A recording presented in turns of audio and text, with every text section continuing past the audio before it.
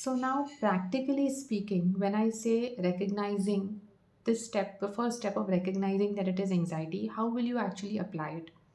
The first thing I want you to do is go back and watch that video about what happens in our body when we are experiencing panic. Physically, what happens, hormonally, what happens, you need to try to understand that a little bit more. If you have already understood it clearly, great.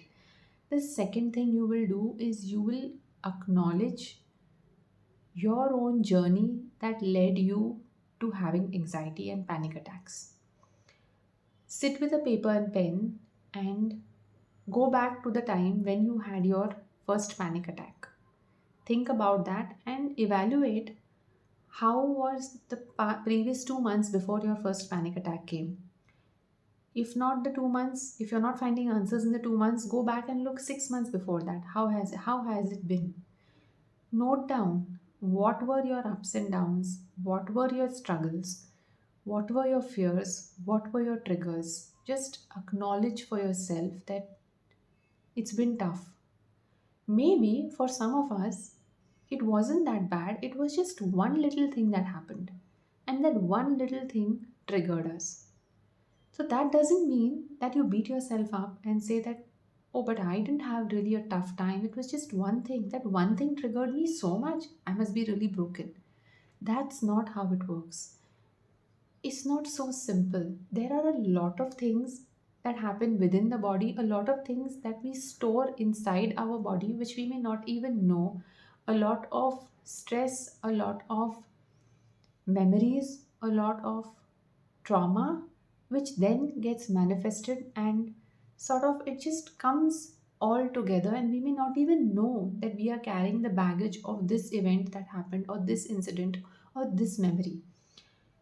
But you can just acknowledge that, yeah, these are the things that happened without going too much into it and, you know, overwhelming yourself. But just write down that, yeah, these are the events that happened which were a little difficult for me to deal with. Even physically, it could be things like lack of sleep, or maybe you went through a surgery, or maybe you were diagnosed by something, by a lifestyle disease, or maybe a family member was unwell. Whatever it was, just note it down, acknowledge for yourself.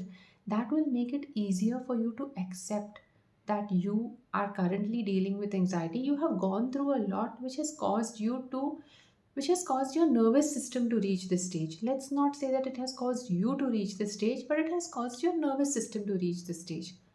When you look at things this way, it kind of separates you from the anxiety, because let's say we look at something like diabetes or high blood pressure.